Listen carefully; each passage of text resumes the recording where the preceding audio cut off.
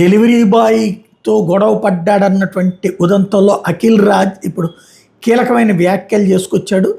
ఒక డెలివరీ బాయ్కి తనకి మధ్య జరిగిన గొడవ గురించిన వివరణ చెప్పుకొచ్చాడు. అందరూ తను విమర్శిస్తున్న నేపథ్యంలో సుదీర్ఘ వివరణ ఇచ్చాడు. మా ఇంటి ఎదురుగా ఉన్న చేలం రెసిడెన్సీ ప్లాట్ నెంబర్ 201 ఇవ్వాల్సిన పార్సిల్ని రమేష్ అనే డెలివరీ బాయ్ మేము నివసిస్తున్న అరుణ రెసిడెన్సీ ప్లాట్ నెంబర్ 201లో ఇచ్చాడు. పార్సిల్ మీద చేలం రెసిడెన్సీ చిరునామా స్పష్టంగా ఉంది. మా ఇంట్లో ఉన్న నలుగురు ఎవరో ఒకరు ఆర్డర్ చేశారు, మా నాన్నగారు దాన్ని తీసుకున్నారు. ఇదే విషయం మమ్మల్ని అడగడానికి నాన్న ఇంట్లోకి వచ్చేసరికి డెలివరీ బాయ్ వెళ్ళిపోయాడు. ఆ విషయం మా అమ్మగారికి తెలియక ఆ ప్యాకెట్ ఓపెన్ చేశారు. ఒక ఆర్డర్ డెలివరీ చేసినప్పుడు ఓటీపీ పేరు సరి చూసుకోవాల్సిన బాధ్యత డెలివరీ బాయ్దే. ఆ విషయంలో తప్పు చేశాడు. ఇంట్లో ఎవరు ఆర్డర్ చేయలేదని తెలిసిన తర్వాత దాన్ని పక్కన పెట్టేశాం. దాదాపు 20 నిమిషాల తర్వాత అబ్బాయి మా ఫ్లాట్కి వచ్చి పార్సిల్ ఇవ్వమని అడిగాడు. బ్రదర్ మీరు అడ్రస్ సరి చూసుకున్నారని అడిగా. అందుకు అతను లేదు నేను చూసుకోలేదు ఇచ్చేసాను అంతే అని దురుసుగా జవాబిచ్చాడు. ఇంతలో మా అమ్మ వచ్చి బాబు తెలియక ఓపెన్ చేసాం ఏమనుకోకండి అని పార్సిల్ తిరిగి ఇచ్చారు.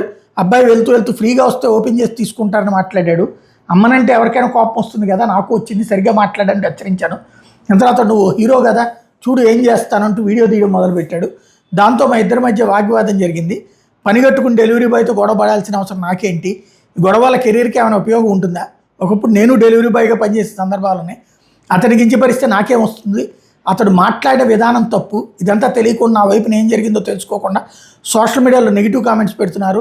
నన్ను నా తల్లిదండ్రులు తిట్టిపోస్తున్నారు. మీ ఇంట్లో వాళ్ళ మీద నెగిటివ్గా మాట్లాడితే ఊరుకుంటారా? మీరే ఈ పరిస్థితిలో ఉంటే ఏం చేస్తారు?